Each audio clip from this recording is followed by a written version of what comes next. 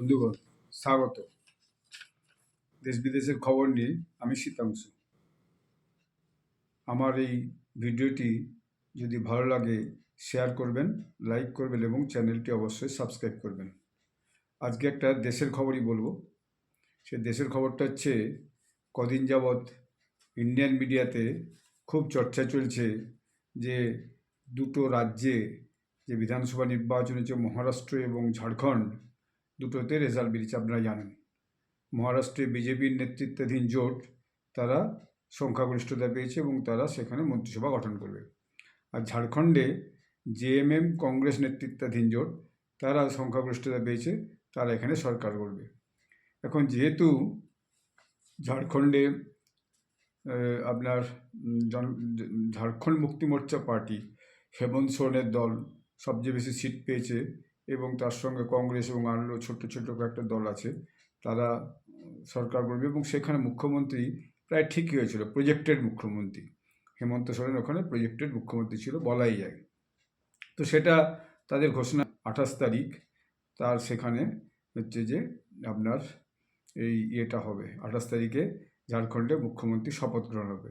আমি যতদূর শপথ গ্রহণ হবে, কে মুখ্যমন্ত্রী হবে, এটাকে নিয়ে কদিন যাবৎ ইন্ডিয়ান মিডিয়াতে খুব চর্চা চলছে। টিভিতে, হ্যাঁ, বিজেপি শাসিত রাজ্য মহারাষ্ট্রে কে মুখ্যমন্ত্রী হবে এখনও ঠিক হয়নি, ঝাড়খণ্ডে ঠিক হয়ে গেছে। সে ঝাড়খণ্ডের যে ভাবি মুখ্যমন্ত্রী হবে, সে দিল্লি যে মহাপ্রধানমন্ত্রী নরেন্দ্র মোদীর সঙ্গে দেখা করেছেন, এছাড়া সে বিরোধী দল নেতা মল্লিকার্জুন খাড়গের সঙ্গে দেখা করেছেন, রাহুল গান্ধী, প্রিয়াঙ্কা গান্ধী এদের সঙ্গে সব দেখা করেছেন। তার ফটো সমস্ত পেপারে এবং নেটে, ইন্টারনেটে এসে গেছে, সেটা হয়তো আপনারাও সব দেখে থাকবেন। এখন মহারাষ্ট্রের ব্যাপারে এখনও পর্যন্ত বিজেপি কোনো সিদ্ধান্ত দিতে পারেনি, কারণ সেখানে একটা অন্যরকম ব্যাপার আছে। সেখানে মহারাষ্ট্রে বিজেপি ছাড়াও আর যে দুটো দল আছে, সেটা হচ্ছে শিবসেনা একনাথ সিন্ধে, আর আরেকটা হচ্ছে এনসিপি অজিত পাওয়ার। এরাই মূল শিবসেনা এবং এনসিপি, যেহেতু এরা নির্বাচন কমিশন থেকে মূল দলের হচ্ছে যে অধিকারী হয়েছে এবং তার সিম্বলগুলো এরাই পেয়েছে। তো ফলে এদের একটা তিনটে জোট আছে। এবং আগের বারে অর্থাৎ মহারাষ্ট্রে যে 2014 থেকে 19 সাল, সে 2014 থেকে 19 সালে মহারাষ্ট্রের মুখ্যমন্ত্রী ছিল বিজেপি এবং বিজেপির দেবেন্দ্র ফডনবিস, এবং বিজেপি এবং শিবসেনা, তখন যে ঐক্যবদ্ধ শিবসেনা, তাদের জোট ছিল। সেটা 14 থেকে 19 সাল চলছে। 19 সালে সেইভাবেই বিজেপি এবং শিবসেনা একসাথে নির্বাচন লড়েছিল, জয়লাভও করেছিল। কিন্তু শেষকালে মন্ত্রিসভা গঠন যখন হয়, তখন যে শিবসেনার যে উদ্ধব ঠাকরে, যিনি বালাসাহেব ঠাকরের পুত্র, বালাসাহেব ঠাকরে তো গত হয়েছেন, তার পুত্র, সে জেদ করে আমি মুখ্যমন্ত্রী হব।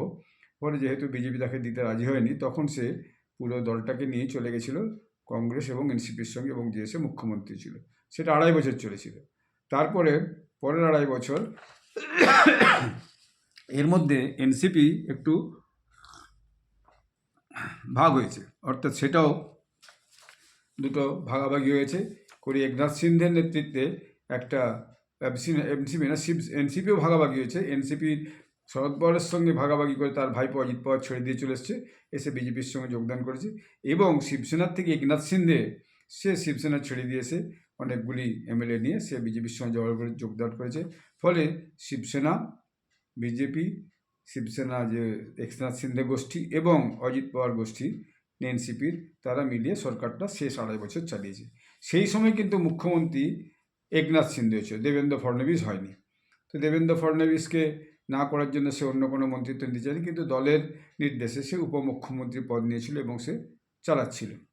এবং তখন অজিত পাওয়ারকে সঙ্গে নেওয়ার জন্য তখন দেবেন্দ্র ফডনবিস এবং বিজেপিকে অনেক হচ্ছে কি কথা বিভিন্নজন শুনিয়েছে এবং তার সমালোচনাও করেছে, কারণ অজিত পাওয়ারের নামে বেশ কিছু দুর্নীতির কিন্তু অভিযোগ আছে, এইটা বলা হয়। তবে সেটা কোর্টে এখনও তার অভিযোগটা কিন্তু সিদ্ধ হয়নি, যে সে দুর্নীতি আছে বলে অভিযোগটা সিদ্ধ হয়নি। ফলে সে এখনও সে অর্থে কালপ্রিট নয়, বা সে তাহলে সে জেলে যেত, সেটা জেলে যায়নি। তো এরকম একটা ওখানে ইকুয়েশনটা ছিল। কারণ এইবারে যেটা হয়েছে, এই যে বিগত ভোটে যে নির্বাচনটা হলো, নির্বাচনে সেখানে যে ভোট হয়েছে, সেখানে 288 সিটে মহারাষ্ট্রের যে নির্বাচন হয়েছে, তার যে ভাগাভাগিটা এইটা এরকম। আমি আপনাদেরকে বলছি, প্রথম হচ্ছে বিজেপি নেতৃত্বাধীন জোটে যারা আছে, তারা বিজেপি পেয়েছে 132টা সিট, 132। মোট 288-র মধ্যে 132টা। তার মানে তার এককভাবে সংখ্যাগরিষ্ঠতা পেতে 13টা সিট কম আছে, 13টা বিধানসভা সিট কম আছে। এবারে একনাথ সিন্ধের যে শিবসেনা তারা পেয়েছে 57টা সিট, এবং অজিত পাওয়ারের যে এনসিপি তারা পেয়েছে 41টা সিট। তো মোট এদের হলো 230টা। তো 288-র মধ্যে 230টা, এটা একটা ব্যাপক সংখ্যাগরিষ্ঠতা। এবারে তারপরে যেটা হচ্ছে যে বিরোধী পক্ষ, কংগ্রেস নেতৃত্বাধীন যে জোটটা, কংগ্রেস এবং এনসিপি, শরদ পাওয়ারের যে এনসিপি নেতৃত্বাধীন জোটটা, সেখানে উদ্ধব ঠাকরের দল, শিবসেনা উদ্ধব ঠাকরে, ইউবিটি উদ্ধব বালাসাহেব ঠাকরের দল, তারা পেয়েছে 20টা সিট। আইএনসি কংগ্রেস পেয়েছে 16টা সিট। এনসিপি, শরদ পাওয়ারের এই এনসিপি, তারা পেয়েছে 10টা সিট। সমাজবাদী পার্টি ওখানে পেয়েছে 2টো সিট। জনসুরাজ শক্তি পার্টি পেয়েছে 2টো সিট, এবং অন্যান্য ছোটোখাটো পার্টি সব 5-6টা পার্টি, 5টা পার্টি মিলিয়ে একটা করে মোট 6টা সিট পেয়েছে। আর ইন্ডিপেন্ডেন্ট নির্দল আছে 2টো। তো সব মিলিয়ে এই 288। অর্থাৎ কংগ্রেস নেতৃত্বাধীন জোটের বা কংগ্রেস এনসিপি নেতৃত্বাধীন জোটে মোট সিট সংখ্যা 56, আর 2জন ইন্ডিপেন্ডেন্ট। তো এই 2জন ইন্ডিপেন্ডেন্ট ধরে নিয়ে আমি আগের বিভিন্ন ভিডিওতে বলেছি, ইন্ডিপেন্ডেন্ট যারা থাকে তারা যদি জিতে যায়, পরবর্তীকালে যারা যে ক্ষমতাসীন দল ক্ষমতায় বসে তাদের দিকে চলে যায়, তাহলে পরে তারা কিছু না কিছু একটা সুযোগ পেয়ে যাবে, একটা বড় কর্পোরেশনের চেয়ারম্যান হয়ে যাবে, বা একটা রাষ্ট্রমন্ত্রীও বনে যেতে পারে, বা অনেক সময় কী হয় সেই দলে যে যোগদান করে দেয় ইন্ডিপেন্ডেন্ট না থেকে, তখন সেটা ধরে নিতে হয়। তাহলে 232 হয়ে যাচ্ছে এদিকে, মানে বিজেপি ডেট যে জোটটা আছে তাদের দিকে। এখন ওটা হচ্ছে তার মুখ্যমন্ত্রী কে হবে। এখন যেহেতু আগের বারে শেষ 2.5 বছর একনাথ সিন্ধে মুখ্যমন্ত্রী ছিল, যেহেতু তার সিট সংখ্যা কম ছিল, ওই 40-42টা হবে কি 45টা যখন ভাগ করে নিয়ে এসেছিল, এবং বিজেপির সেখানে অনেক বেশি ছিল, কিন্তু এবারে সে এই 57টা সিট নিয়েও তার সমর্থকরা বেশ কিছুজন তারা কিন্তু চেয়েছিল যে একনাথ সিন্ধেকে মুখ্যমন্ত্রী করা হোক। তো বিজেপি সেটা রাজি হয়নি প্রথম থেকে। তো ধীরে ধীরে সেটা একনাথ সিন্ধেকে বোঝানো হয়েছে যে তুমি মুখ্যমন্ত্রী হতে পারবে না, কারণ বিজেপির সিট এখন 132টা আছে। এবং এর মধ্যে কতকগুলো মানে হয়েছে, যেমন ওখানে আছে রামদাস অটোওয়ালে একটা দল আছে, তিনি লোকসভার সদস্য এবং লোকসভাতে একটা বোধহয় রাষ্ট্রমন্ত্রী আছেন। তিনি 2-3 আগে ঘোষণা করেছেন, 2-3 দিন আগে, যে মহারাষ্ট্রের মানুষ চাই দেবেন্দ্র ফডনবিসই মুখ্যমন্ত্রী হবে। ঠিক আছে, এই একটা গেল। তারপরেই দেখা গেলো অজিত পাওয়ারের যে এনসিপি, সেও বলে দিয়ে বসলো যে না, মহারাষ্ট্রের মুখ্যমন্ত্রী কিন্তু দেবেন্দ্র ফডনবিস হবে। তার একটা অন্য অঙ্ক আছে, সেটা আমি বলছি একটু পরে। দেবেন্দ্র ফডনবিসই মুখ্যমন্ত্রী হবে। এরপরে দিল্লি, মুম্বাই মিলিয়ে বহুগুলো মিটিং হয়েছে, এবং মিটিং হওয়ার পর জেপি নাড্ডা, যে বিজেপির ভারতের সভাপতি, এবং অমিত শাহ যিনি স্বরাষ্ট্রমন্ত্রী, তাদের দুজনের 1বার 2বার 3বার করে মিটিং হয়েছে। মোটামুটি দেবেন্দ্র ফডনবিসের নামে মোহর লেগেছে বলে জানা যাচ্ছে। এটা অসমর্থিত খবর। এখন বিজেপির পক্ষ থেকে কোনো প্রেস কনফারেন্স করে, বা কোনো ওদের যে আছে বক্তা আছে যারা নিউজ কভারেজ করে বা প্রেস কনফারেন্স করে, তারা কিন্তু এখনও সরকারিভাবে বিজেপি এখনও বলেনি যে দেবেন্দ্র ফডনবিস ওখানে মুখ্যমন্ত্রী। কিন্তু ঠাড়ে যেটা বোঝা যাচ্ছে যে দেবেন্দ্র ফডনবিসই ওখানে মুখ্যমন্ত্রী। এখন এর পিছনে কারণগুলো কী, কারণগুলো আমি অনেক ব্যাখ্যা দেখছিলাম, শুনছিলাম, পড়ছিলাম, এবং আমার নিজের মতো তার উপর ভরসা থাকে যে সেই দলটাকে সেই রাজ্যে লিড করবে, এবং সেই ভবিষ্যতের প্রজেক্টেড সিএম, সেটা ঘোষণা করা হোক আর না হোক। দ্বিতীয়ত হচ্ছে তাকে দেখেই, দেবেন্দ্র ফডনবিসকে দিয়েই বিজেপি হচ্ছে যে লিডার হিসাবে ভোটে নেমেছিল। প্রচারের প্রশ্নে দেবেন্দ্র ফডনবিসকে একদম প্রথম ধারাতে রেখে তাকে সেখানে ভোটে লড়েছিল। তৃতীয়ত হচ্ছে যে দেবেন্দ্র ফডনবিস বিজেপির খুব ট্রাস্টেড নেতা। বিশেষত নরেন্দ্র মোদীজি এবং অমিত শাহজি তাদের খুব ট্রাস্টেড লিডার, অর্থাৎ তাদের খুব ট্রাস্টেড জুনিয়র। তাকে ভীষণভাবে বিশ্বাস করে। সে যেমন উপমুখ্যমন্ত্রী চায়নি, কিন্তু দল তাকে যেহেতু বলেছে তোমাকে মুখ্যমন্ত্রীর কায়দা চালাতে হবে, কারণ একনাথ সিন্ধে নাহলে হয়তো পেরোবে না ঠিক ওর, সেই জন্য সে উপমুখ্যমন্ত্রী দলের নির্দেশে সে উপমুখ্যমন্ত্রী পদটাও কিন্তু নিয়েছে। দ্বিতীয় হচ্ছে যে তার একটা 5 বছরের মুখ্যমন্ত্রী অভিজ্ঞতা আছে, 2014 থেকে 2019 সাল পর্যন্ত, প্রথম টার্মে বিজেপির, মানে এই সাম্প্রতিক অতীতে আর কি। তো সেটা তার অভিজ্ঞতা আছে। এবং যেহেতু 2019 সালে জেতার পরে যে শিবসেনা অ্যালায়েন্স ছিল বিজেপির সঙ্গে, উদ্ধব ঠাকরে গোষ্ঠী, তারা ছেড়ে দিয়ে এনসিপি এবং কংগ্রেসের সঙ্গে চলে যায়, মানে একটা জোট করে, সেটা এই শর্তেই যায় যে উদ্ধব ঠাকরে মুখ্যমন্ত্রী হবে। সে কিন্তু কখনো ভোটে দাঁড়ায়নি। লেজিসলেটিভ বডিতে একটা আলাদা বডি আছে, এমএলসি বডি, মানে বিধানসভাতে, সেখানে নির্বাচিত হয়ে সে হচ্ছে যে মুখ্যমন্ত্রী, এবারও সে ভোটে দাঁড়ায়নি। তো এইটা সে কিন্তু দলটা ছেড়ে গেছিলো, নাহলে কিন্তু 2019 থেকে যে 2.5 বছর সে মুখ্যমন্ত্রী চালিয়েছে, যেটা করোনার সময়কালও বলা যায়, সেই সময় কিন্তু সে মুখ্যমন্ত্রী হতে পারতো না। এবং দেবেন্দ্র ফডনবিস একজন ডাইনামিক অ্যাডমিনিস্ট্রেটর, সেটা সে প্রমাণ করে দিয়েছে প্রথম 5 বছরে, এবং পরে এই যে শেষ 2.5 বছর, যেটা এই শেষ মুহূর্তে চলে শেষ হলো, ভোট হলো, সেই 2.5 বছর সে প্রমাণ করে দিয়েছে সে একজন ডাইনামিক লিডার, তার একটা মানে ডাইনামিক্স আছে। এবং সে বিজেপির ক্যাম্পেইন লিডার ছিল, যেটা আমি আগেই বললাম যে ওখানে ক্যাম্পেইন লিডার ছিল, ভালো গুড অর্গানাইজার, একজন ভীষণ ভালো অর্গানাইজার। এতে হচ্ছে যে ভেরি পপুলার ইন মহারাষ্ট্র, সে মহারাষ্ট্রে খুবই জনপ্রিয়, খুবই জনপ্রিয়। এবং সে নাগপুরের লোক, সে আরএসএস হেডকোয়ার্টারের কাছের লোক। আরএসএসে বিজেপির 2টি নেতা থাকে হেডকোয়ার্টারের কাছে, নাগপুরে, সেটা হচ্ছে নীতিন গডকরি, তিনি নাগপুর থেকে লোকসভা সদস্য, এবং উনিও সেখানে নাগপুর থেকেই কাছাকাছি কোনো একটা সিট থেকে দেবেন্দ্র ফডনবিস এবারে ভোটে জিতে এসেছে। খুবই পোলাইট এবং ইন্টেলিজেন্ট, ভেরি ইন্টেলিজেন্ট এবং ভেরি পোলাইট। তার যে সাংবাদিক সম্মেলন দেখা যায়, সে খুব ডাইনামিক্যালি সমস্ত সাংবাদিক সম্মেলন, সে কাউকে রাগঢাক করে কথা বলে না, ভয় টয় করে কথা বলে না, এবং সে খুব পরিষ্কার করে বলে, এবং খুব ডাইনামিকভাবে সমস্ত কথার উত্তর সে দেয়। অর্থাৎ সেটা তার একটা প্লাস পয়েন্ট। এবং একটা গ্রাসরুট লিডার, একদম গ্রাম স্তরের সঙ্গে এবং শহরের বিভিন্ন মহল্লার স্তরে তার একটা ডাইরেক্ট কিন্তু তার লিঙ্ক আছে। এবং ইজ ইয়ং অ্যানাফ, খুবই যুবক লোক মানে রাজনীতিও বুঝতে পারছেন, 70, 75, 80, 85 বছর। মল্লিকার্জুন খাড়গে যিনি আছেন কংগ্রেসের, যিনি প্রেসিডেন্ট, তার তো বয়স 80 বছর বেশি, 84 বছর না 85 বছর। সেখানে একটা ইয়ে দিয়ে আমি 55 বছর পার্লামেন্টে আছি, তবে 50 করে দেখে নিই।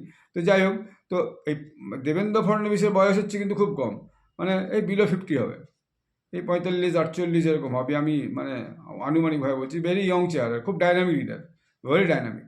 তো একটা ইয়ং লিডারশিপ, এটা বিজেপিও চাইছে সেকেন্ড জেনারেশন লিডারশিপকে দায়িত্ব দিচ্ছে। অন্যান্য রাজ্যে দিয়েছে, রাজস্থানে দিয়েছে, ছত্তিশগড়ে দিয়েছে, মধ্যপ্রদেশে দিয়েছে, এখন হরিয়ানাতে দিয়েছে।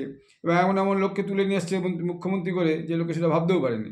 যখন বিধানসভার যে কে ঘোষণা করা হয়েছে, এটা মধ্যপ্রদেশে ঘটেছে, যেখানে ওই মোহনলাল যাদব যেখানে মুখ্যমন্ত্রী হয়েছেন। তো এরকম ঘটনা নাকি উদাহরণ পাওয়া যায়। দ্বিতীয় হচ্ছে যে অনুমান, ভবিষ্যৎ ভোট রাজনীতির অনুমান সম্পর্কে দেবেন্দ্র ফডনবিসের যে অনুমান, সেটা অনেক ক্ষেত্রে সত্য। যেমন লোকসভা নির্বাচনে কত ভোট পাবে, সেটা প্রধানমন্ত্রী 3-4 জন নেতাকে ওখানে জিজ্ঞেস করেছিলেন। তারা কেউ 12, 15, 20টা পর্যন্ত বলেছিল।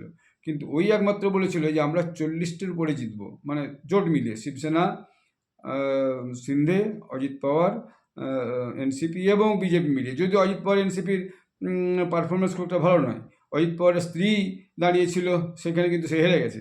তো তবুও 40টার বেশি সিট ওরা কিন্তু পেয়েছে, 42টা, 43টা ঝাঁকের ব্যাপারটা কিছু পেয়েছে।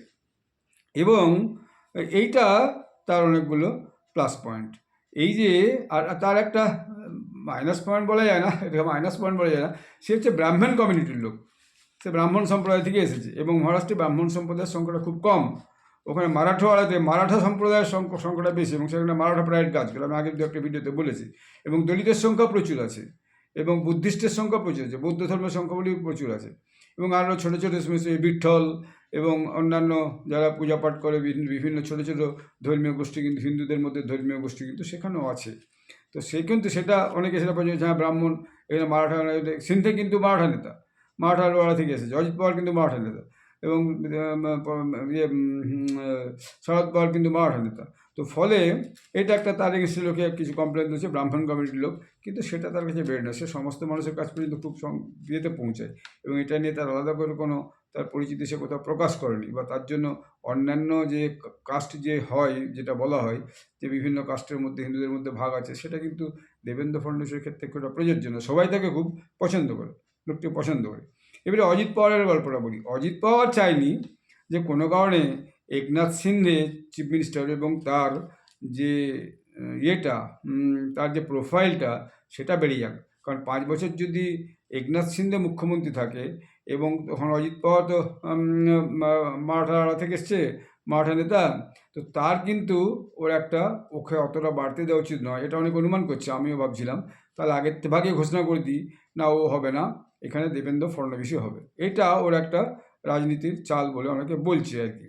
তারপর সিন্ধেকে কিন্তু কোনোভাবেই যে সিএম হিসেবে প্রজেক্ট করে না, অর্থাৎ বিজেপি কাউকেই, না দেবেন্দ্র ফডণবীস, না অজিত পাওয়ার, না একনাথ সিন্ধে, কাউকে কিন্তু সিএম হিসেবে প্রজেক্ট করেনি। অর্থাৎ কিন্তু পরোক্ষে যে প্রজেক্টটা ছিল সেটা হচ্ছে দেবেন্দ্র ফডণবীস ছিল। এবং কোনো একটা কার্যকর্তাদের মিটিংয়ে বা পাবলিক মিটিংয়ে অমিত শাহজি বলেছেন, আমি সারা মুম্বাইয়ের অমুক জায়গা ঘুরেছি, অমুক জায়গা ঘুরেছি, অমুক জায়গা চারদিকে ঘুরেছি, আমি আমি মারাঠাওয়াড়া ঘুরেছি, ওখানে গেছি, ওখানে গেছি, সেখানে গেছি। কিন্তু সেখানে সারা এখন মহারাষ্ট্রের লোক চায় মহায়ুতি, অর্থাৎ বিজেপি লেড গভর্নমেন্ট সরকার, বিজেপি লেড দলগুলো সরকার করবে এবং সেখানে দেবেন্দ্র ফডণবীসকে সবাই মুখ্যমন্ত্রী চায়।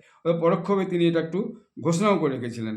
এবং এখন যে ভোটের যে সবচেয়ে যেটা ব্যাপার, ভোটের যে অঙ্কটা আছে, সেই ভোটের অঙ্কে সিন্ধের কোনো বার্গেনিং করার জায়গা নেই।